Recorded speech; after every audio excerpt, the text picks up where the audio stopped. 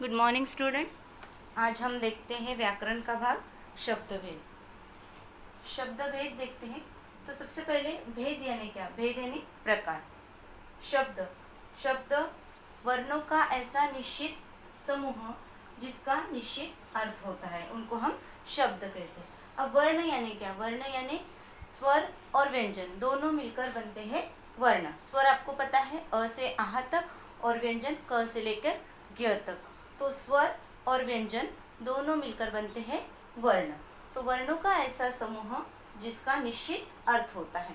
अब हमने यहाँ पर कुछ वर्ण लिए हैं, म क ल, ये वर्ण है हमारे। अब हम इनको जोड़ते हैं, समूह बनाना है हमको, तो हम जोड़ते हैं। जैसे म लिया हमने,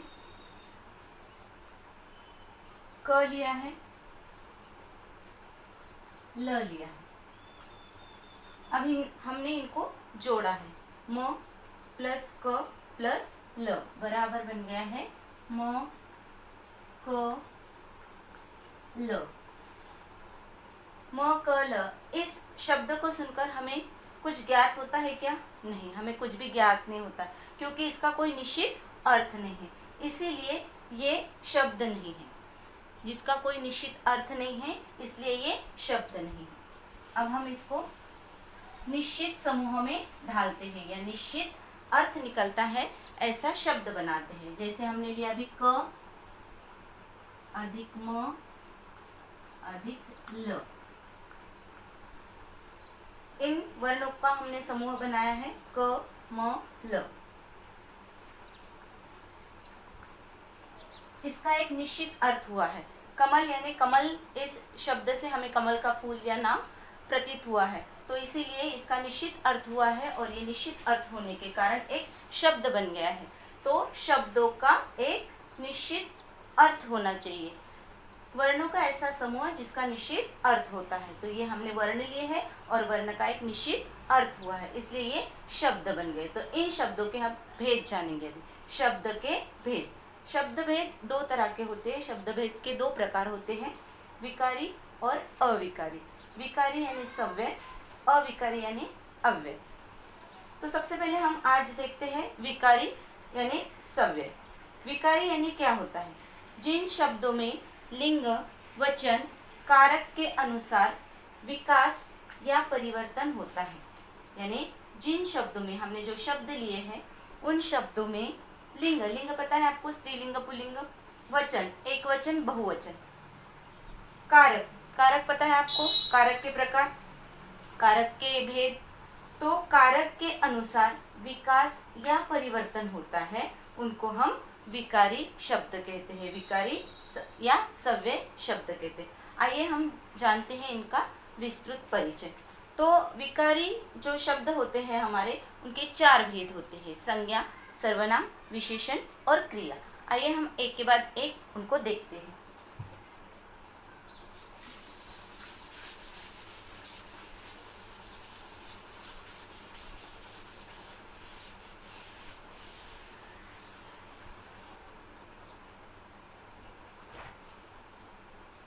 तो विकारी शब्द के चार भेद होते हैं, संज्ञा, सर्वनाम, विशेषण और क्रिया। संज्ञा, सर्वनाम,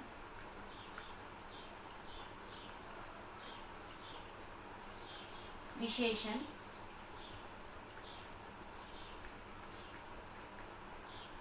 और क्रिया।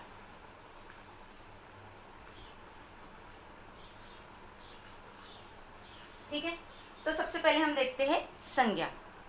संज्ञा क्या होता है, या संज्ञा की व्याख्या क्या है, संज्ञा की डेफिनेशन क्या है?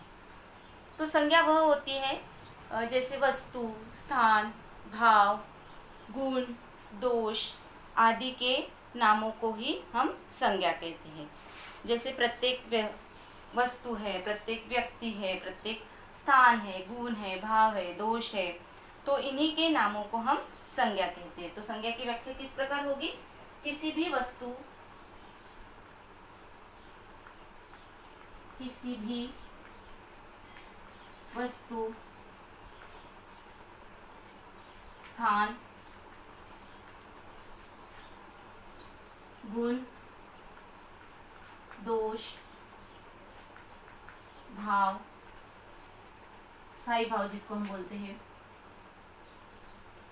पदार्थ, प्राणी,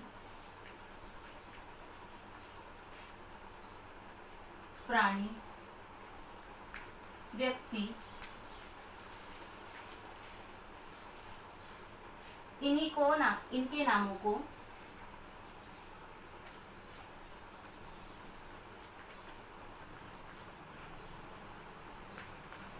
संज्ञा कहते हैं।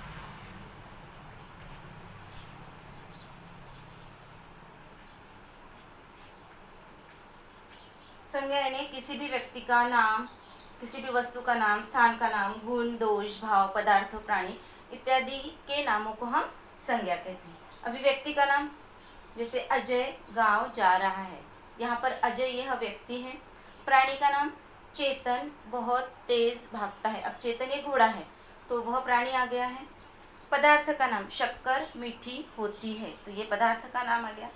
गुण दोष, जैसे करेला कड़वा होता है, गुण दोष आ गया इसका। भाव, लता सुंदर गाती है, लता की आवाज़ में माधुर्य है, तो लता के आवाज़ में जो माधुर्य है, या फिर वह लड़का बहुत गरीब है, तो ये भाव आ गया, गरीबी का भाव या माधुर्य का भाव। तो इन सभी को हम संज्ञा कहते हैं, इन सभी के नामों को ही हम संज्ञा कहते हैं। अब हम सर्वनाम देखते हैं।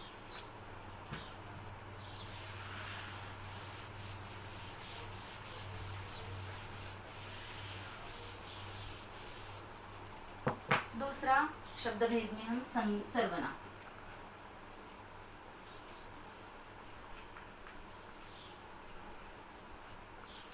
अब हमने संज्ञा देखी है। संज्ञा यानी किसी भी व्यक्ति, वस्तु, प्राणी, भाव, स्थान, पदार्थ के नामों को हम संज्ञा कहते हैं। तो अब संज्ञा के स्थान पर जो शब्द हम इस्तेमाल करते हैं या संज्ञा के स्थान पर जो शब्द हम प्रयोग में लाते हैं उसको सर्वनाम कहते हैं। अब जैसे संज्ञा है, एक हाथ उषा लड़की है,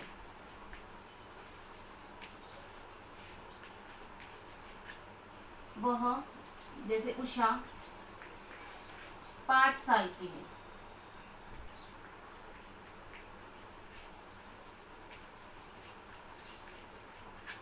उषा सुंदर दिखती है।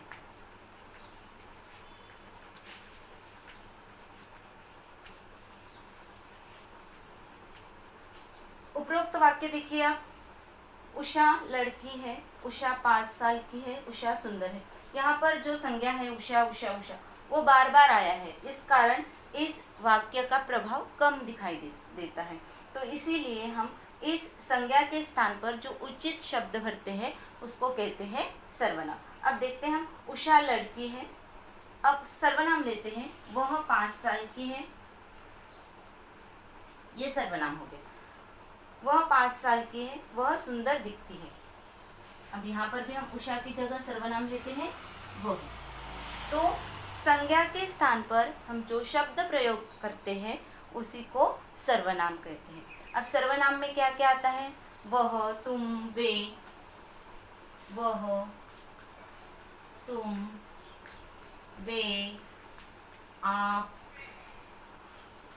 तुम्हारा इत्यादि, मैं इत्यादि शब्द संज्ञा के नाम पर हम संज्ञा के स्थान पर हम सर्वनाम में लेते हैं। तो सर्वनाम यानी संज्ञा के स्थान के बजाय जो शब्द प्रयोग हम लेते हैं या जो शब्द हम इस्तेमाल करते हैं उसको सर्वनाम कहते हैं।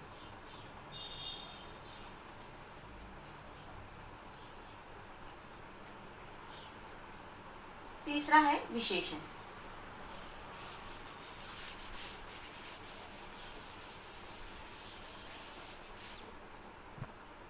विशेषण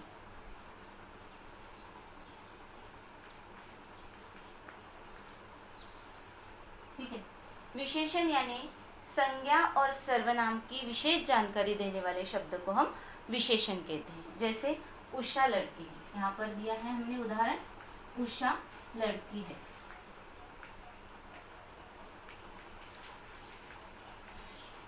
ठीक है, अब हम इसको विशेषण लगाते हैं। उषा सुंदर लड़की है।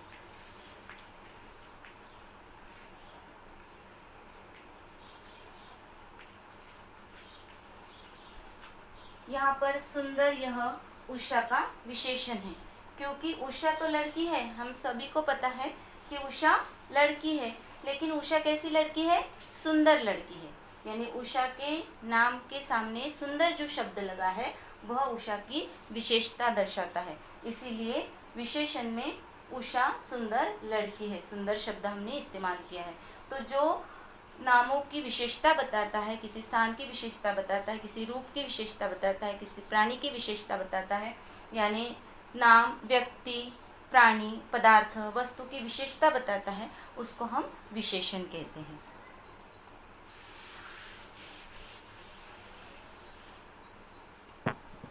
अब देखते हैं क्रिया। क्रिया यानी काम। क्रिया का अर्थ ही होता है काम। क्रिया यानी काम। क्रिया करना यानी काम करना। जैसे उषा लिख रही है, उषा लिख रही है।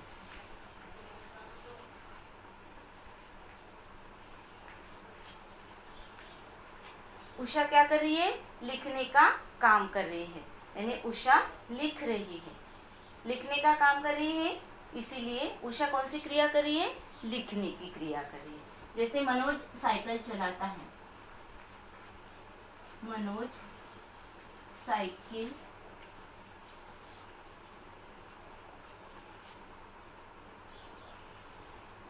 चलाता है।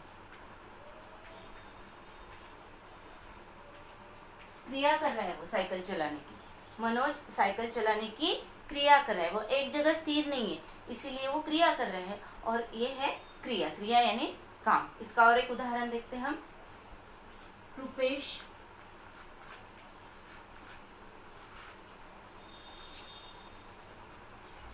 पढ़ रहा है।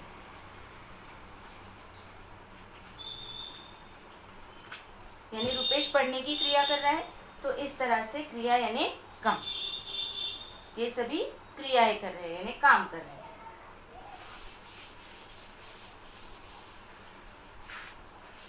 हमने इन शॉर्ट में देखा है संज्ञा, सर्वनाम, विशेषण, क्रिया। अभी विस्तार से हम जानते हैं संज्ञा।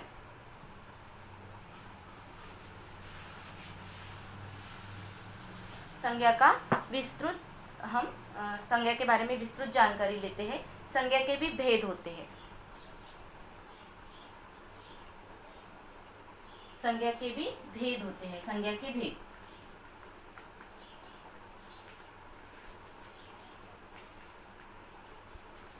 अब संज्ञा के 5 प्रकार के भेद होते हैं। कितने प्रकार के भेद होते हैं?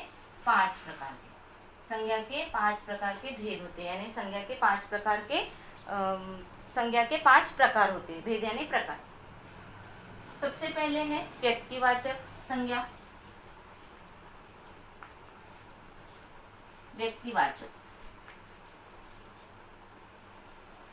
सबसे पहला प्रकार हम देखते हैं व्यक्तिवाचक संज्ञा।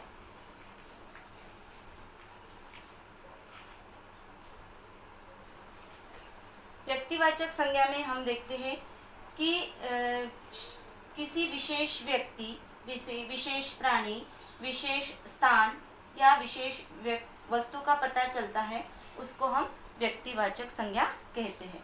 अब व्यक्तिवाचक संज्ञा में जैसे किसी विशेष व्यक्ति का नाम आ गया, जैसे शिवाजी महाराज। व्यक्तिवाचक संज्ञा में किसी विशेष व्यक्ति का नाम, जैसे उदाहरण के तौर पर शिवाजी महाराज।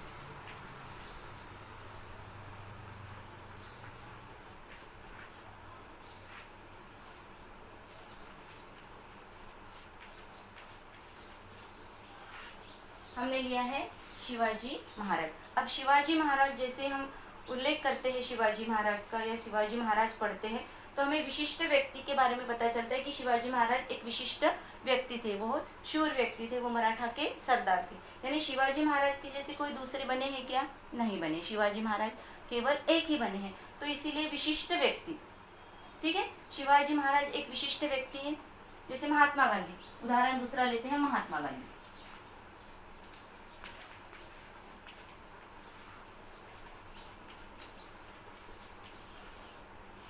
महात्मा गांधी जैसे कोई दूसरे बने हैं क्या? नहीं, महात्मा गांधी केवल एक व्यक्ति है जिनका नाम हम आदर के साथ लेते हैं, विशिष्ट व्यक्ति है ये महात्मा गांधी।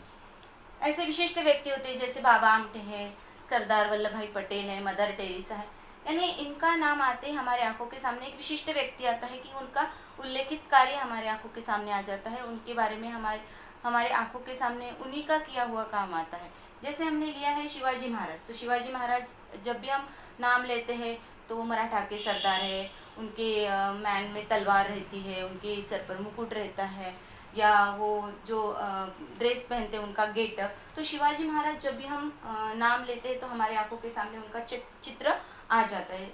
जब हम महात्मा गांधी बोलते हैं तो महात्मा गांधी का चित्र हमारे आंखों के सामने आता है कि महात्मा गांधी ने पंचा धारण किया हुआ है, आंखों पर चश्मा लगाया हुआ है। महात्मा गांधी शब्द नाम लेते समय हमारे आंखों के सामने ऐसा प्रतीत होता है कि महात्मा गांधी जैसे सूट बूट में है या फिर मोबाइल लेकर खड़े हैं, ऐसा प्रतीत होता है क्या? नहीं। तो जो विशिष्ट व्यक्ति होता है उनका नाम लेते ही वह व्यक्ति हमारे आंखों के सामने आ जाता है, यानी वो विशिष्ट व्यक्ति होता है, उनके जैसा कोई दूसरा नहीं होता है। तो ये हो गया विशिष्ट व्यक्ति, यानी विशिष्ट व्यक्ति के बारे में विशेष जानकारी मिलती है, उनको हम व्यक्तिवाचक संज्ञा कहते हैं। यानी जिस व्यक्ति के बारे में हमें विशिष्ट जानकारी होती है या जिन संज्ञा शब्दों से किसी विशेष व्यक्ति के जानकारी हमें मिलती है या विशेष व्यक्ति का नाम पता होता है, तो उनको हम व्यक्तिवाचक संज्ञा कहते हैं। दूसरा प्रकार लेते हैं हम जातिवाचक संज्ञा।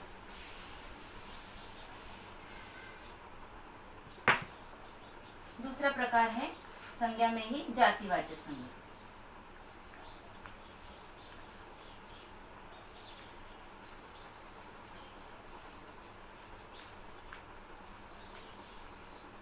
जातिवाचक संज्ञा। अब जातिवाचक संज्ञा में किसी विशिष्ट प्रकार के प्राणियों, वस्तुओं और स्थानों आदि का पता चलता है, उन्हें हम जातिवाचक संज्ञा कहते हैं। विशिष्ट प्राणी जैसे हमने लिया है कुत्ता, उदाहरण में हम जैसे देखते हैं कुत्ता जाति है, कुत्ते की एक जाति है ना। हमें जब हम कुत्ता शब्द सुनते हैं तो कुत्ता हमारे सामने आ जाता है। रास्ते में बैल जा रहा है तो हम उसको कुत्ता नहीं कहेंगे, उसको बैल ही कहेंगे, यानी विशिष्ट जाति है उनकी। कुत्ते की जाति अलग है, बैल की जाति अलग है, छाते की जाति अलग है, जूते की जाति अलग है। तो ये सब जातिवाचक संज्ञा में आते हैं, है ना। विशेष जैसे देश है, पहाड़ है, मछली है, लड़की है, घोड़ा है, चीता है, तो इनको हम जाति में गिनते हैं। तो ये हो गया विशिष्ट जातिवाचक संज्ञा।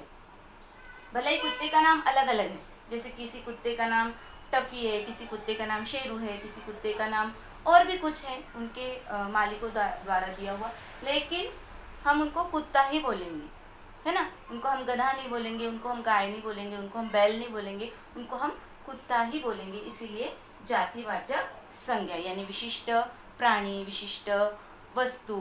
जैसे छाता लिया है हम छाते को छाता ही कहेंगे, चाहे फिर वो काला हो या कलरफुल हो तो उसको हम छाता ही कहेंगे, उसको कोई दूसरा नाम नहीं देंगे। हम छाते को ग्लास नहीं कहेंगे, छाते को हम लोटा नहीं कहेंगे, हम उसको छाता ही कहेंगे, उसको रेनकोट नहीं कहेंगे। तो विशिष्ट प्राणी, विशिष्ट वस्तु को जो नाम होता है या उनके नामों से जो पहचाने जाते हैं उनको जातिवाचक संज्ञा कहते हैं। तीसरा प्रकार है भाववाचक संज्ञा। इसमें हम कुत्ता, बिल्ली, शेर ऐसे उदाहरण ले सकते हैं।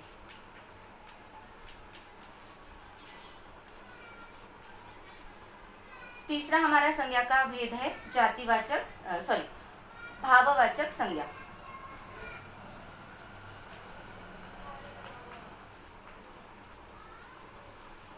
भाववाचक संज्ञा। भाववाचक संज्ञा में भाव दर्शाया जाता है, जो भाव होते हैं, हमारे भाव होते हैं ना, फीलिंग्स जिसको हम बोलते हैं, तो इसको स्पर्श नहीं किया जाता है। फीलिंग्स को स्पर्श करके देखते हैं क्या कि आपको बहुत डर लग रहा है, तो आपको छूकर पता चल गया है कि आपको डर लग रहा है, डर आपके मन में है, या आप बहुत आनंदित है, उत्साहित है, बहुत खुश है, तो आपको छूकर पता चलेगा क्या कि आप बहुत उत्साहित हैं? नहीं, आपके चेहरे पर वो भाव दिखते हैं, एक्सप्रेशन नजर आता है, ठीक है। तो इसीलिए ये भाववाचक संज्ञा में आता है। जैसे डर का भाव है, खुशी का भाव है, तो ये भाव सहज अपने चेहरे पर आ जाता है, यानी संज्ञा को देखा या स्पर्श नहीं किया जाता है। इस संज्ञा को, जो भाव होते हैं, है ना, भाव हमने संज्ञा में देखा है, संज्ञा की डेफिनेशन में, कि किसी भी भाव गुण के नामों को संज्ञा कहते हैं। तो ये आपके चेहरे पर जो भाव आते हैं, एक्सप्रेशन आते हैं, जैसे डर का भाव है, खुशी का भाव है, दुख का भाव है, तो इन भावों को स्पर्श नहीं किया जा सकता, यानी स्पर्श नहीं किया जा सकता है, लेकिन उसको, उस अवस्था को जाना जा सकता है। जो अवस्था है आपकी, डर की अवस्था है, खुशी की अवस्था है, तो इस अवस्था को जाना जा सकता है, इसी को कहते हैं भाववाचक संज्ञा। यानी जिस संज्ञा को देखा या स्पर्श नहीं किया जा सकता है, परंतु उनके भावों को जाना जा सकता है, उसको भाववाचक संज्ञा कहते हैं। जैसे कोमलता है, बुराई है, अच्छाई है, बुराई में कोई किसी की बुराई करता है, अच्छाई है,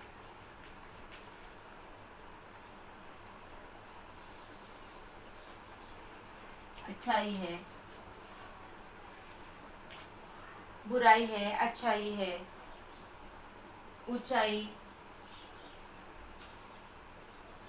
दृढ़ता, ये भाव है। दृढ़ता, दृढ़ संकल्प लेने का भाव, दृढ़ता इत्यादि भावों को हम क्या कर सकते हैं, केवल महसूस कर सकते हैं, इसीलिए इनको कहते हैं भाववाचक संज्ञा। जैसे हम उदाहरण अगर लेते हैं इनका, भाववाचक संज्ञा का, तो रमेश शांत स्वभाव का लड़का है। हम भाववाचक संज्ञा में एक उदाहरण लेते हैं कि रमेश शांत स्वभाव का लड़का है। उदाहरण के तौर पर, रमेश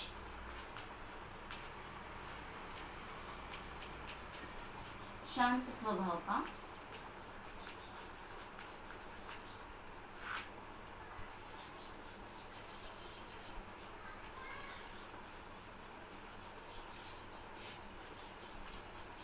लड़का है।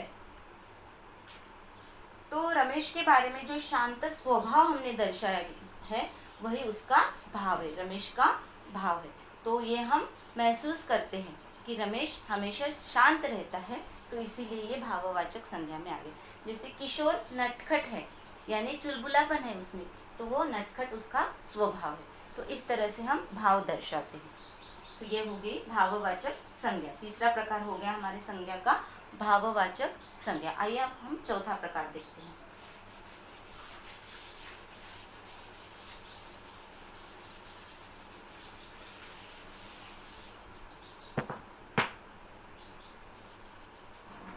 चौथा प्रकार है हमारा द्रववाचक संज्ञा। द्रववाचक संज्ञा। अब यहाँ पर नाम में ही हमें इस संज्ञा की व्याख्या का पता चलता है। द्रववाचक संज्ञा, द्रव यानी तरल पदार्थ, द्रव यानी तरल पदार्थ। अब तरल पदार्थ में हम दूध लेते हैं, पानी लेते हैं, पेट्रोल लेते हैं, तेल लेते हैं इत्यादि। तो द्रववाचक पदार्थ द्रववाचक संज्ञा में आते हैं। द्रववाचक संज्ञा की जो व्याख्या है वो इस प्रकार है कि द्रववाचक संज्ञा में तरल पदार्थ का उपयोग किया जाता है, यानी जो संज्ञा किसी पदार्थ या ढेर में मिलने वाली वस्तु का नाम बताती है। पदार्थ या ढेर। अब पदार्थ में तरल पदार्थ आते हैं और ढेर, अब ढेर में ढीक जिसको हम बोलते हैं वो आते हैं। जैसे पदार्थ में दूध हो गया, दूध, पानी,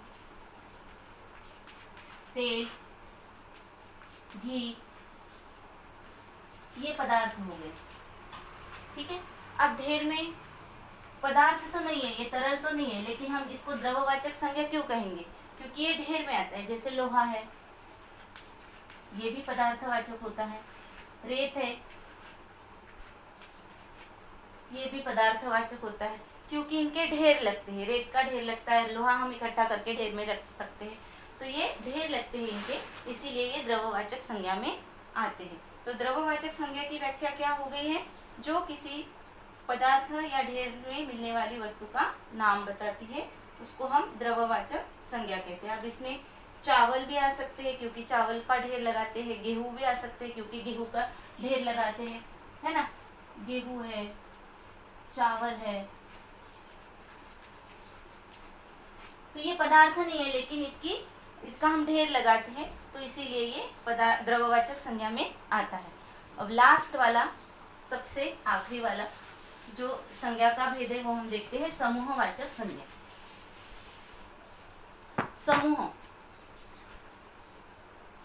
संज्ञा का 5वां प्रकार यानी समूहवाचक संज्ञा। समूहवाचक संज्ञा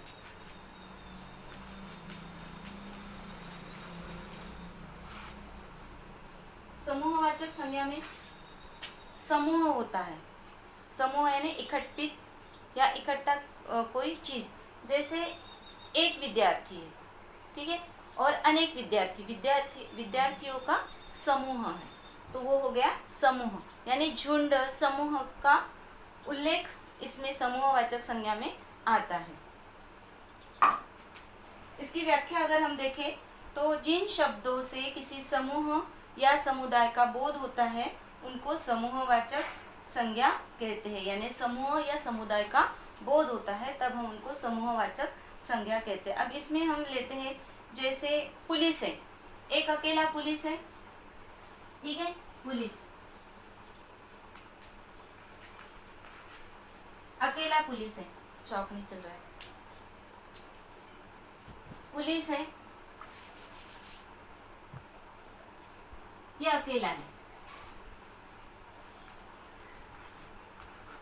लेकिन जब भी कर्फ्यू लगता है तो बहुत सारे पुलिस इकट्ठा आते हैं, तो वो क्या होता है, उनका समूह हो जाता है, यानी टुकड़ी हो जाती है उनकी, पुलिसों की टुकड़ी, ठीक है।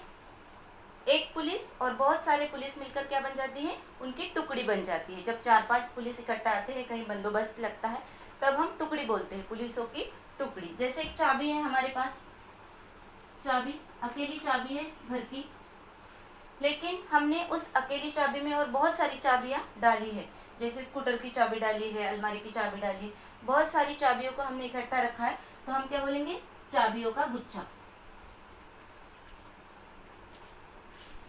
ठीक है, चाबियों का गुच्छा। टुकड़ी और गुच्छा ये क्या हो गए, समूहवाचक संज्ञा हो गई। जैसे और भी लेते हैं, सेना, ठीक है, एक सैनिक, अकेला सैनिक है,